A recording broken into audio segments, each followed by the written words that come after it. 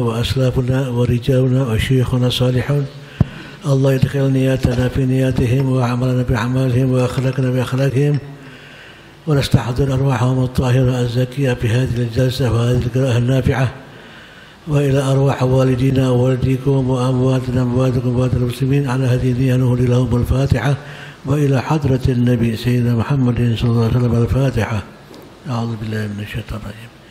بسم الله الرحمن الرحيم. الحمد لله رب العالمين الرحمن الرحيم مالك يوم الدين إياك نعبد وإياك نستعين اهدنا الصراط المستقيم صراط الذين أنعمت عليهم غير المغضوب عليهم ولا الضالين. Bismillahirrahmanirrahim. Assalamualaikum warahmatullahi wabarakatuh. Alhamdulillah, kita bersyukur kepada Allah. Malam ini kita kedatangan seorang tamu dari negeri Tarim, negerinya para wali. Kita berharap mudah-mudahan kita mendapatkan keberkahan dari para aulia Tarim melalui kedatangan beliau ke tempat ini. Kita juga mengharapkan ilmu-ilmu yang akan beliau sampaikan. Sebelumnya saya mau memperkenalkan dulu beliau ini siapa, karena beliau baru pertama kali ini ke Solo. Baru pertama kali ini datang ke Solo. Beliau namanya Syekh Ali bin Abdurrahman Baharmi. Keluarga Baharmi di Tarim sana itu turun-temurun merupakan munsyidnya Al-Habib Abdullah bin Alawi Al-Haddad. Kakek beliau yang namanya Sulaiman Baharmi itu merupakan termasuk murid terdekatnya Imam Haddad dan mendapatkan banyak sir dan asrar dari Al-Habib Abdullah bin Alawi Al-Haddad. Beliau merupakan ahli qiraah juga di Tarim sana. Saya dulu sempat juga setoran Quran dengan beliau ini. Dan mudah-mudahan malam ini kita mendapatkan keberkahan beliau, keberkahan Tarim dan keberkahan Al-Habib Abdullah bin Alawi Al-Haddad melalui penyampaian yang akan beliau sampaikan. Saya insya Allah akan menerjemahkan apa yang saya mampu fahami dari ucapan-ucapan beliau insya Allah.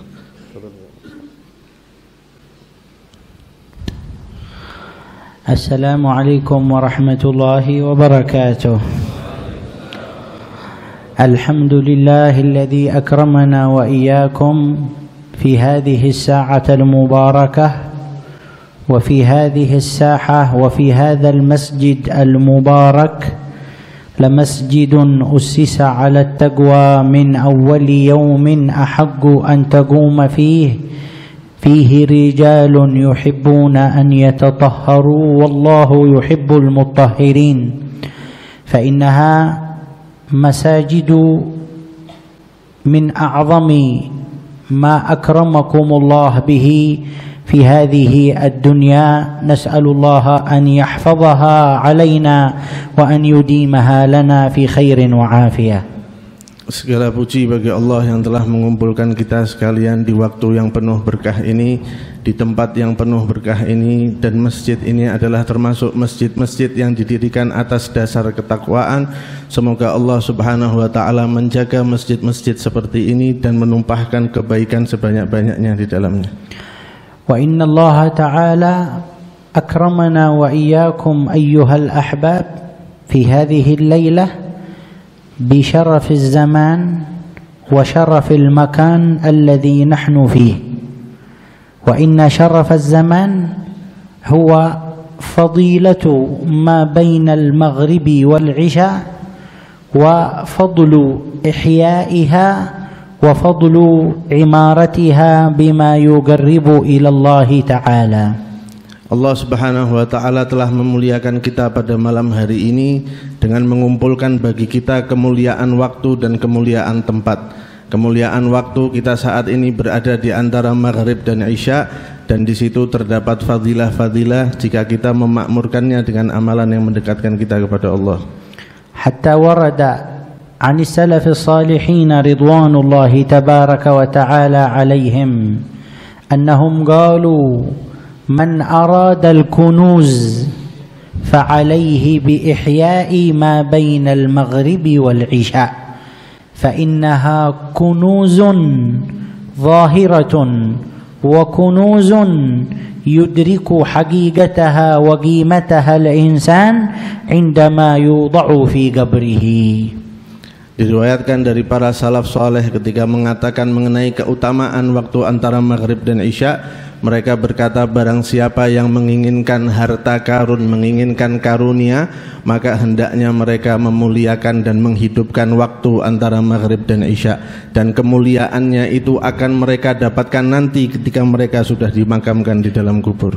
Faqad qala Sayyiduna Ali bin Abi Talib radhiyallahu anhu, man amara arba'atan minal awqat jaa yawmal qiyamati farihan mustabshira, ala wa hiya ma baina al-maghribi wal-isha wa ma ba'da salatil fajri hatta tatlu'a asy-syams wa qubayla al-fajri walau bisa'ah wa qubayla al-maghribi walau bilahadat. من عمر هذه الأربعة الأوقات جاء فرحا مستبشرا يوم القيامة. Berkata Sayyidina Imam Ali bin Abi Talib karramallahu wajhah, barang siapa yang menghidupkan 4 waktu ini, niscaya dia akan dibangkitkan di hari kiamat dalam keadaan gembira dan bersukacita, yaitu waktu antara maghrib dan isya, waktu setelah sholat subuh sampai terbit matahari, kemudian beberapa saat sebelum fajar walaupun hanya 1 jam saja, dan waktu sebelum masuk waktu maghrib walaupun hanya sebentar. وقد كان السلف الصالح رضوان الله تعالى عليهم يعمرون هذا الوقت بقراءة القرآن، فمن عمر هذا الوقت بقراءة القرآن حي قلبه يوم تموت القلوب. Para salaf soleh biasa menghidupkan waktu antara maghrib dan isya ini, biasanya kebiasaan mereka adalah dengan membaca Al-Quran. Dan barang siapa yang menghidupkan waktu antara maghrib dan isya ini dengan membaca Al-Quran, maka hatinya akan hidup di waktu hati-hati yang lain mati. وقد كانوا رضي الله عنهم وأرضاهم لا يرتضون أن تذكر الدنيا عندهم في وقت ما بين المغرب والعشاء لأنهم عرفوا قيمة هذا الوقت وعرفوا فضل هذا الوقت عند الله تبارك وتعالى. Para salaf soleh sama sekali tidak suka kalau ada yang menyebutkan urusan dunia kepada mereka di antara waktu maghrib dan isya ini, karena mereka tahu betul kehormatan, kemuliaan dan keutamaan waktu antara maghrib dan isya ini di sisi Allah Subhanahu wa taala. Wa innal qalba alladhi yamtali'u bil Qur'an wal qalb alladhi ya'tamiru bil Qur'an يبقى مشرقا في حياته كلها. فقد قال سيدنا الإمام الشافعي رحمه الله تعالى بقدر اتصال الإنسان بكلام الرحمن يحصل له الخير والبركة في حياته، وبقدر ابتعاده عن القرآن تحصل له العوارض والشواغل والعوائق في طريقه في الدنيا. فمن اتصل قلبه بالقرآن فقد حصل على الخير في الدنيا وفي الآخرة. Al-Imam Asy-Syafi'i radhiyallahu anhu, beliau mengatakan, siapa orang yang hatinya bersambung dengan Al-Quran, bersambung dengan firman-firman Allah Subhanahu wa ta'ala, maka dia akan mendapatkan kebaikan dan kemudahan seumur hidupnya di dunia ini. Dan siapa orang yang berpaling jauh dari Al-Quran, dari firman Allah Subhanahu wa ta'ala, maka dia akan mendapatkan kesulitan dalam urusan dunianya. Karena itu kata beliau, siapa yang menginginkan kemudahan dan kebaikan di dunia dan di akhirat, maka milikilah hubungan dengan Al-Quran, dengan kalam Allah Subhanahu wa ta'ala. فإن حياة القلب بحياة القرآن وبالاتصال بالقرآن. وإذا ذكرنا السلف المتقدمين كيف كانت حياتهم وكيف كانت أحوالهم مع القرآن كلام الله تعالى، فقد ربما نستحقر أنفسنا عندما ننظر إلى أحوالهم مع كلام الله تبارك وتعالى.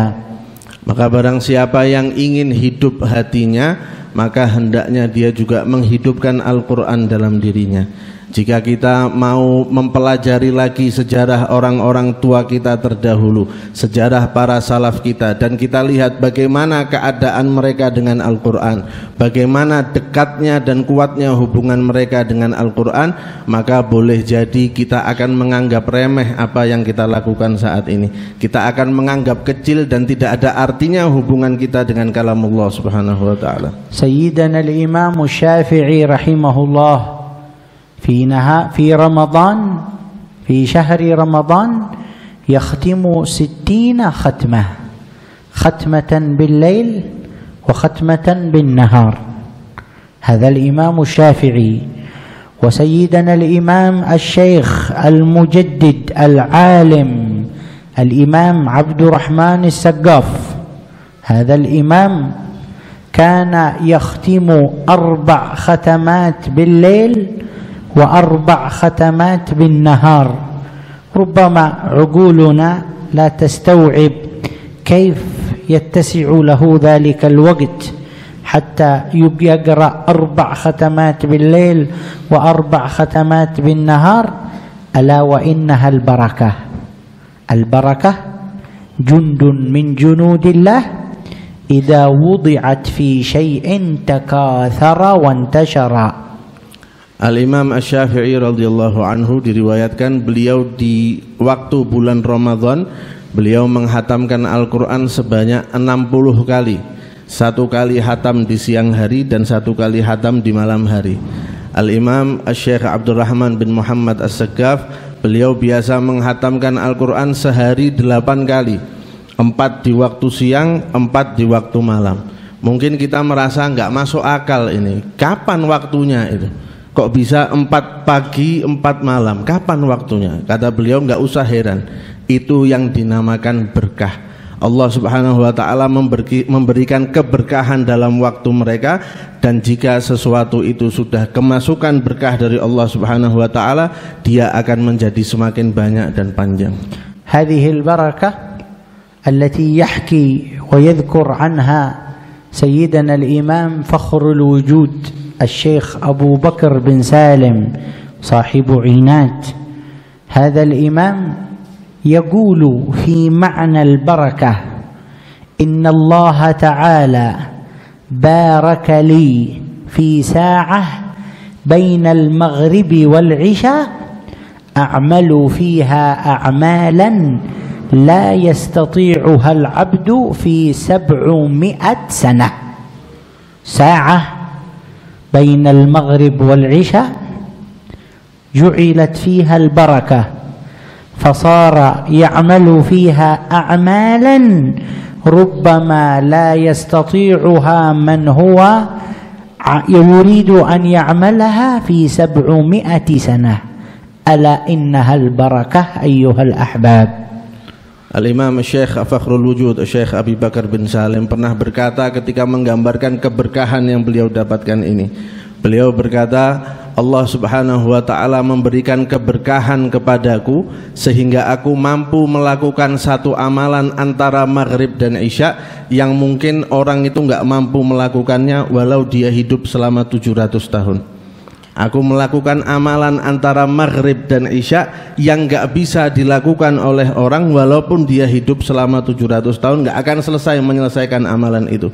Tapi Syekh Abu Bakar bin Salim antara maghrib dan isya mampu melakukan amalan itu. Apa kuncinya? Sungguhnya itu adalah keberkahan. وهذا سيدنا زين العابدين السجاد رحمه الله تعالى كان يختم القرآن في ركعة من الليل. يقوم في الليل ويتهجد ركعة واحدة فيختم القرآن فيها من أوله إلى آخره في ركعة واحدة من غير أن يفصل. Al-Imam Ali Zainal Abidin As-Sajjad beliau menghatamkan Al-Quran dalam sholat malamnya, dalam sholat yang cuma 1 rakaat aja. Dalam sholat 1 rakaat di sholat malam beliau membaca Al-Quran dari awal sampai akhir. هذه أيها الأحباب هي حياة القلوب الحقيقية بالقرآن. فالقلب الذي دائما يكثر له من قراءة القرآن يبقى قلبا حيا، حياة حقيقية كما قال ذلك أسلافنا الصالحين: إن حياة القلوب هي عمارة قلبك بكلام الله تبارك وتعالى. Inilah kehidupan hati yang sebenarnya. Inilah arti kehidupan dalam hati kita yang sebenarnya. Karena para salaf kita mengatakan, sekuat apa hubungan seseorang dengan Al-Quran, maka seperti itu pula kehidupan hatinya. وإذا حي القلب بالقرآن صارت اللسان لا تستطيع أن تتوقف عن قراءة القرآن، كما كان حال كثير منهم إذا أراد أن يدخل إلى الحمام يضع حجر في فمه حتى لا تقرأ لسانه القرآن داخل الحمام.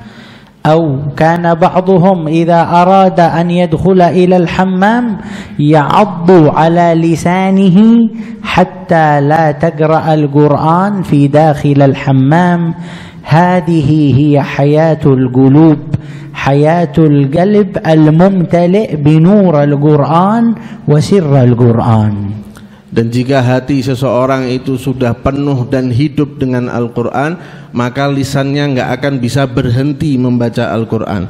Dan ini sudah banyak kita saksikan dari kisah-kisah para salaf terdahulu, bahwa mereka itu lisannya nggak bisa berhenti membaca Al-Quran karena hatinya terhubung dengan Al-Quran. Sampai salah seorang dari mereka diceritakan kalau mau masuk ke kamar mandi, meletakkan batu di dalam mulutnya supaya nggak baca Al-Quran di kamar mandi. Orang yang lain lagi ketika mau masuk kamar mandi, lidahnya digigit supaya dia nggak baca Al-Quran di kamar mandi. Inilah keadaan orang-orang yang hatinya hidup dan bercahaya dengan cahaya Al-Quran. هذه هي حياتهم أيها الأحباب، اتصلوا قلبا وقالبا بالقرآن حتى أصبح يقظتهم ونومهم كله قرآنا. فمما يذكر عن سيدنا الإمام الحبيب عبد الله بن علوي العيدروس أنه كان لديه خادما، وهذا الخادم يدلك أو يكبس له في الليل. وكان سيدنا الإمام الحبيب عبد الله يقول له: إذا أنت رأيتني نمت أو نمت فتذهب تنام أنت أيضا.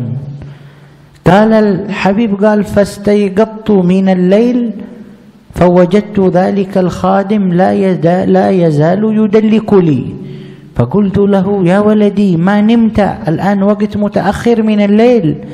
فقال لي: يا إمام إنني منذ جلست عندك وأنت تقرأ القرآن إلى هذا الوقت، فحتى في نومهم يقرؤون القرآن رضي الله عنهم وأرضاهم، امتزج القرآن بلحومهم وبدماءهم. Mereka orang-orang tua kita terdahulu, para salaf, para ulama terdahulu sudah memiliki hubungan dengan Quran lahir dan batin, sehingga ketika mereka dalam keadaan terjaga, ketika mereka dalam keadaan tidur, Quran nggak pernah terlepas dari mereka.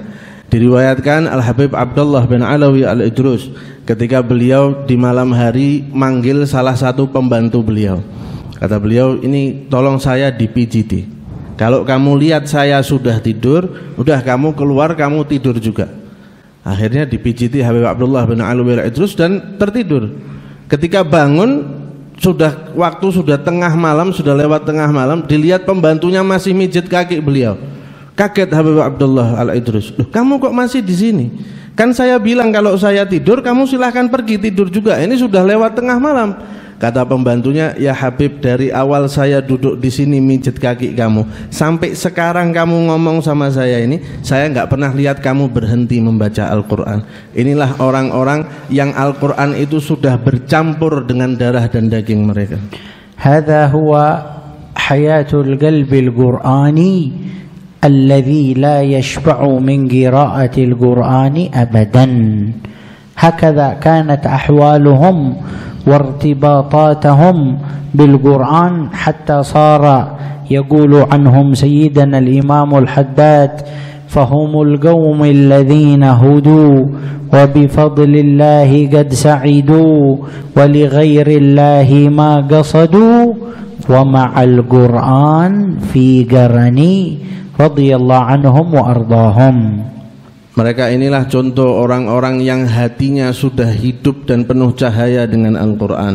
Hal ini sebagaimana yang disebutkan oleh Al-Imam Al-Habib Abdullah bin Alawi Al-Haddad ketika mensifati mereka. Beliau mengatakan mereka itulah orang-orang yang mendapat petunjuk, mereka itulah orang-orang yang berbahagia, mereka itulah orang-orang yang gak punya tujuan selain Allah Subhanahu wa ta'ala dan senantiasa bergandengan dengan Al-Quran. وهكذا كانت أحوالهم واتصالاتهم وارتباطاتهم بالقرآن، فلذلك قلوبهم حية بالقرآن.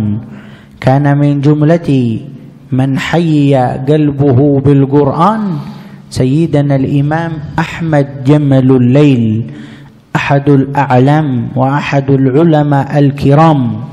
هذا الإمام كان لا يقرأ القرآن في نهار رمضان.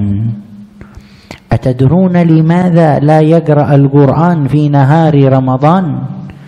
قال: لأنني إذا قرأت القرآن أجد في فمي طعم العسل، فأخاف إذا قرأت القرآن في نهار رمضان أن يفسد علي هذا الطعم صومي. انظروا كيف اتصلوا وارتبطوا بالقرآن حتى صاروا يذوقون كل كلمة من كلمات كلام ربنا جل وعلا.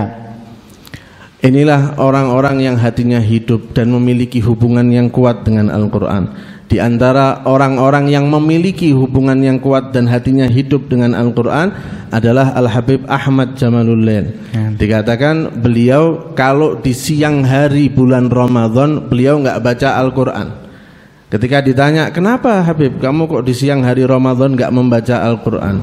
Kata beliau, kalau saya baca Quran, saya itu merasakan ada rasa manisnya madu di lidah saya. Saya takut rasa manis madu itu nanti bisa membatalkan puasa saya. Ini loh orang-orang yang terhubung dengan Al-Quran sampai mereka bisa merasakan manisnya firman Allah Subhanahu wa ta'ala. وهذا أيها الأحباب هذا الذوق لا يجي عند الإنسان إلا إذا اتصل وحيي قلبه بسر القرآن. كان سيدنا الإمام عمر بن الخطاب رضي الله عنه قال: قمت يوما ليلة من الليالي في الليل وتوضأت وصليت ركعة. قال: فلما أحرمت بالركعة شرعت في سورة طه. قال: فلما وصلت إلى قول الله تبارك وتعالى: إن الذين آمنوا وعملوا الصالحات سيجعل لهم الرحمن ودا. قال سيدنا عمر: فبقيت أكرر هذه الآية حتى قال بقيت أكرر ودا ودا ودا ودا، قال حتى طلع الفجر وأنا أكرر هذه الكلمة. قال: فوالله ما كررتها مرة بعد مرة إلا ووجدت لها في فمي طعما آخر وذوقا آخر.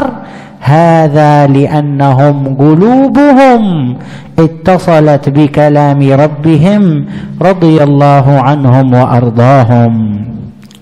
Dan kita nggak mungkin merasakan rasa manis yang mereka rasakan itu kecuali kita juga punya hubungan dan sering terus-menerus membaca Al-Quran. Diriwayatkan Sayyidina Imam Umar ibn al-Khattab radhiyallahu ta'ala anhu, beliau pernah bercerita, suatu malam saya berdiri mau sholat malam. Setelah saya berwudu, saya bertakbir, saya membaca Al-Fatihah dan saya mulai membaca surat Thaha. Ketika sampai di ayat yang artinya dan orang-orang alladzina Innal ladzina amanu wa 'amilus solihati, orang-orang yang beriman dan berbuat amal soleh, sungguh Allah Subhanahu wa taala akan menjadikan rasa cinta pada mereka. Sayyidina Umar bin Khattab mengatakan, saya ulang-ulang terus ayat ini. Saya ulang-ulang terus kata wudda yang ada di ayat ini, dan demi Allah setiap kali saya ulang ayat itu saya merasakan rasa yang terus berbeda-beda di dalam mulut saya. Rasa manis yang terus terperbarui dalam mulut saya. حتى قال سيدنا عبد الله بن مسعود إنني مررت تحت دار عمر في تلك الليلة وسمعته لما يكرر هذه الآية فقلت عمر ما عرف ماذا بعد هذه الآية، ما عاد عارف إيش بعدها الآية. قال فلما جئنا لنصلي مع رسول الله سألته قلت له يا عمر حصل معك كذا وكذا أمس؟ قال له والله هل أنت كنت تسمع؟ قال له نعم. قال لا، إنما هو الذوق، إنما هو ذوق هذه الآية الذي جعلني أكرر عليها ولولا أن الفجر طلع وإلا لبقيت أكررها أكثر وأطول. بن مسعود. نعم. Diceritakan lanjutan dari kisah tadi itu, Sayyidina Abdullah ibn Mas'ud lewat di depan rumahnya Sayyidina Umar. Ketika Sayyidina Umar mengulang-ulang ayat tadi, kata Abdullah bin Mas'ud, demi Allah ini Sayyidina Umar nggak tahu abis ini apa ayatnya. Kayaknya lupa abis ayat ini tuh terusannya ayat apa. Ketika akhirnya masuk waktu subuh, bertemu di masjidnya Nabi Muhammad SAW, mau sholat subuh bersama Rasulullah, Ibn Mas'ud ngomong sama Sayyidina Umar, ya Umar, apa yang terjadi tadi malam itu? Kamu kok ngulang-ngulangi ayat itu terus? Kata Sayyidina Umar, loh kamu dengar saya baca ayat itu? Dengar. Kenapa? Kamu kenapa kok ngulang-ngulang itu? Kata Sayyidina Umar, demi Allah sungguhnya itu adalah rasa manis yang saya rasakan dari ayat itu. Kalau bukan karena terbit matahari, pasti saya ulangi terus nggak pakai berhenti. Hakadha ya ahbabi ahwaluhum radhiyallahu anhum wa ardahum ma'al Qur'an. Wa ma ahwaluna ma'al Qur'an. ربما يمر علينا الأسبوع ما نقرأ شيئا من القرآن، ربما يمر علينا الشهر لا نقرأ القرآن، بل ربما البعض نسأل الله السلامة والعافية لا يقرأ القرآن إلا في رمضان، فنسأل الله السلامة والعافية.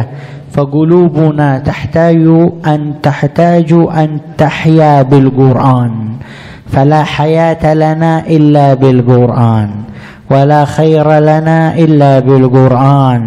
فإذا بعدنا عن القرآن بعدنا عن جميع حاجاتنا، وإذا اقتربنا من القرآن اقتربنا من مرادنا في الدنيا والآخرة. حتى كان سيدنا الإمام الشافعي يقول لا أرى صاحب عقل يمر عليه يوما وليلة لا يقرأ شيئا من القرآن. Kalau ini keadaan mereka para ulama dulu dengan Al-Quran, maka sekarang kita lihat gimana keadaan kita dengan Al-Quran. Mungkin terkadang berlalu 1 minggu kita nggak baca Al-Quran sama sekali. Kadang berlalu 1 bulan kita nggak baca Al-Quran sama sekali. Bahkan mungkin ada di luar sana yang baca Al-Qurannya cuman ketika bulan suci Ramadan aja. Padahal kita nggak mungkin hidup dan nggak mungkin mendapat kebaikan kecuali kalau kita mendekat dengan Al-Quran. Semakin kita dekat dengan Al-Quran, semakin kita dekat dengan apa-apa yang kita harapkan. Dan semakin kita jauh dari Al-Quran, semakin kita jauh dari mendapatkan apa-apa yang kita harapkan. Al-Imam Asy-Syafi'i berkata, saya nggak melihat ada orang yang berakal nggak baca sedikit dari Al-Quran dalam 1 harinya. Kalau orang yang berakal pasti dalam 1 harinya membaca Al-Quran walaupun sedikit. فقد كان المتقدمين رضوان الله تعالى عليهم يعدون من يقرأ شيئا من القرآن في يومه وليلته يعدونه من السعداء، يعدونه من الفائزين، لأن مر عليه يوما وليلة ولم يكن قلبه غافلا خاليا عن قراءة القرآن. وقد قال صلى الله عليه وآله وصحبه وسلم: البيت الذي لا يقرأ فيه شيئا من القرآن كالبيت الخرب الذي هو لا يسكنه أحدا، وإن كان معمورا عمارة ظاهرة حسنة ولكنه لا يقرأ فيه شيء من القرآن فهو بيت خرب. وكما قال صلى الله عليه وسلم: البيت الذي يقرأ فيه القرآن يتراءى لأهل السماء كما تتراءى النجوم لأهل الأرض. Para ulama terdahulu menganggap orang-orang yang sehari semalamnya membaca Al-Quran walaupun sedikit, mereka menganggap itu sebagai tanda bahwa orang ini adalah orang yang beruntung dan orang ini adalah orang yang akan berbahagia. Karena Rasulullah SAW bersabda, rumah yang di dalamnya tidak dibacakan Al-Quran, maka rumah itu seperti rumah yang sudah roboh dan tidak berpenghuni. Walaupun kita lihat secara zahir dia besar, banyak orangnya yang tinggal di situ, banyak lampu dan lain sebagainya, tapi pada hakikatnya kata Nabi Muhammad SAW, itu adalah rumah yang roboh, tidak berpenghuni karena tidak dibacakan Al-Quran di dalamnya. Dalam hadis yang lain Rasulullah SAW bersabda, rumah yang di dalamnya dibacakan Al-Quran itu terlihat oleh para penghuni langit seperti penghuni bumi melihat bintang, bercahaya rumahnya. فلا بد أيها الأحباب أن نجدد علاقة وارتباطا وصلة بكلام ربنا جل وعلا حتى تحصل لنا الخيرات الظاهرة والباطنة.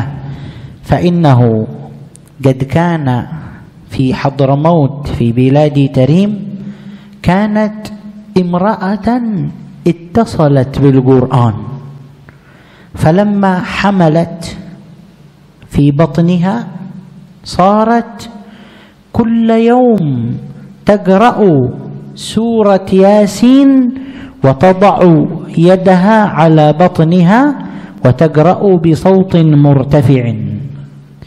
منذ أن علق الحمل في بطنها وهي تقرأ سورة ياسين كل يوم، فلما ولدت ذلك الولد كان ذلك الولد يقرأ سورة ياسين. هذا بسر اتصاله بالقرآن وبسر ارتباطه بالقرآن. فقلوبنا تحتاج إلى أن تعمر بالقرآن، فإذا عمرت بالقرآن ذهب عنها الران. Karena itu kita perlu memperbarui hubungan kita dengan Al-Quran. Diceritakan oleh beliau ada wanita di Tarim sana yang memiliki hubungan yang kuat dengan Al-Quran. Ketika wanita ini mengandung, beliau selalu membaca surat Yasin setiap hari sambil meletakkan tangannya di atas perutnya. Beliau melakukan itu terus dari awal kehamilan sampai melahirkan. Ketika anak ini akhirnya lahir, anaknya lahir dalam keadaan membaca surat Yasin. Ini kata beliau adalah dengan rahasia Al-Quran, dengan keberkahan Al-Quran dan kuatnya hubungan wanita itu dengan Al-Quran. Karena itu kita perlu menguatkan lagi hubungan kita dengan Al-Quran, sebab semakin kuat hati kita terikat dengan Al-Quran, akan hilang kotoran-kotoran dari dalam hati kita. هل تريد أن يحيا قلبك بكلام ربنا فإن القرآن تحيا به القلوب الميتة، القلوب التي ليست فيها حياة أصلا تحيا بالقرآن وتحيا بكلام ربنا جل وعلا. جعل الله لنا ولكم نصيبا من حياة القلوب الظاهرة والباطنة. Apakah kalian mau hati kalian hidup? Kata beliau, kalau kalian mau hati kalian hidup, maka caranya adalah dengan Al-Quran. Semakin orang itu dekat dengan Al-Quran, bahkan Al-Quran itu dapat menghidupkan hati yang mati. Hati yang sama sekali mati dan tidak pernah ada kehidupan di dalamnya, bisa kembali hidup, bisa kembali makmur dengan sebab Al-Quran. Wa qira'atul Quran ma'al i'tikaf fi baitin min buyutillah يتضاعف فيها الأجر والثواب أكثر وأكثر فأكثر، لأنه ورد وعند بعض المذاهب غير مذهب الإمام الشافعي لا تصلح قراءة القرآن إلا مع الاعتكاف. فلذلك لا بد على الإنسان إذا دخل إلى المسجد يقرأ له نصيبا من القرآن، يقرأ له ولو شيئا يسيرا، ولو في حال انتظاره إلى الصلاة. فإذا جاء الإنسان قبل الأذان إلى المسجد يستطيع أن يقرأ، ولكن إذا جاء إلا بعد ذلك فخير من ما أنه ما جاء متأخر أو ما جاء إلى المسجد. فارتباطكم أيها الأحباب ببيوت الله إنما هو مما ينقذنا وإياكم في الدنيا والآخرة. Karena itu beliau mengatakan, membaca Al-Quran dalam keadaan beriktikaf di masjid, maka pahala yang ia dapatkan akan semakin berlipat ganda. Bahkan ada sebagian pendapat di luar pendapat mazhab Syafi'i yang mengatakan bahwa waktu yang paling tepat membaca Al-Quran itu adalah ketika beriktikaf di dalam masjid. Karena itu kalau ada seseorang dari kita yang masuk ke dalam masjid, kemudian dia berniat beriktikaf, hendaknya dia juga membaca Al-Quran walaupun sedikit. Dalam keadaan menunggu sholat dan lain sebagainya, hendaknya dia menyibukkan diri dengan pembacaan Al-Quran. Karena hubungan hati kita dengan Al-Quran itulah yang akan menjadi penyelamat kita di dunia dan di akhirat. فنتوجه إلى الله تعالى في هذه الساعة أن يحيي قلوبنا وإياكم أجمعين بنور القرآن وبسر القرآن وبسر من أنزل عليه القرآن، وأن يجعل لنا ولكم نصيبا من سر الاتصال بكلام ربنا ونصيبا من سر الارتباط بكلام ربنا. اللهم أحيي قلوبنا وانظر إلى قلوبنا وانظر إلى ما في وسط قلوبنا. اللهم اجعل القرآن العظيم هونا وعونا لنا يوم الفزع وعونا لنا على هول المطلع. اللهم اجعل القرآن العظيم ربيع قلوبنا وجلاء همومنا وذهاب أحزاننا.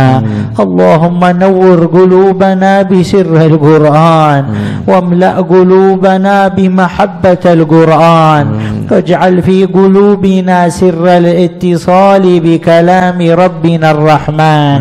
اللهم نزه عن قلوبنا محبة الدنيا ومحبة ما في الدنيا، ولا تعلق قلوبنا إلا فيما تحب وترضى، واجعلنا من الصالحين، وانظر إلينا وإليكم أجمعين، ولا تصرفنا من هذا المسجد المبارك إلا بحاجات مقضية وبذنوب مغفورة وبحاجات مستورة ومقضية.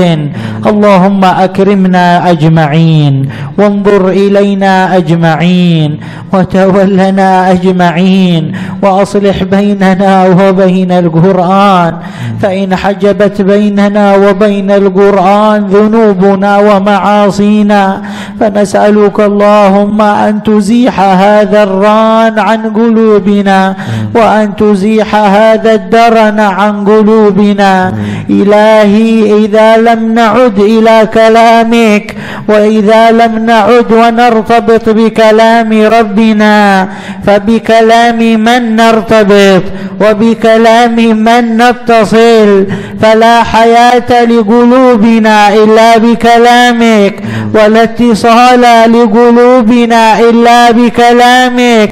فاعمر قلوبنا أجمعين بما ينور قلوبنا أجمعين، وبما يزلف قلوبنا أجمعين. اللهم أصلح قلوبنا وقوالبنا، وتولنا بما تتولى به عبادك الصالحين، وأصلح شؤوننا والمسلمين أجمعين. اللهم اغفر ذنوبنا واستر عيوبنا واكشف كروبنا، وعن بابك لا تطردنا. توفنا مسلمين، ألحقنا بالصالحين، أبح لنا النظر إلى وجهك الكريم. بارك اللهم في القائمين على هذا المسجد، زدهم توفيقا ورعاية بك. طول عمر حبيبنا جمال في خير وعافية، ارزقه الصحة والقوة والعافية، ومتعه بالمتعة الصالحة، وأعطه آماله ومطالبه، واجعل البركة فيه وفي من معه في هذا المسجد، وضاعف فيهم البركة أجمعين، واجعلنا وإياهم ممن عمروا بيوت الله تعالى. اجعلنا ممن يصدق فيهم: إنما يعمر مساجد الله من آمن بالله. اللهم اكتبنا من أهل الإيمان، وارفعنا إلى أعلى درجات الإحسان، وأكرمنا بسكون وسكنى أعلى الجنان مع حبيبك الرحمن برفقة الرجال الزيان. اللهم اختم أعمارنا بالخير، وانظر إلينا أجمعين، وتولنا بما تتولى به عبادك الصالحين أجمعين. ولا تصرفنا من هذا المسجد إلا وبلغنا جميع آمالنا في الدنيا والآخرة، إلا وقضيت حاجاتنا في الدنيا والآخرة. اللهم اكتب لنا السعادة، واكتب لنا السعادة في الدنيا والآخرة. اكتب لنا السعادة والحسنى والزيادة. اجعل آخر كلامنا من الدنيا لا إله إلا الله. حققنا بحقائقها، اجعلنا متحققين بما فيها ظاهرا وباطنا، حسا ومعنى. اللهم اقبل دعاءنا ولا تخيب رجاءنا.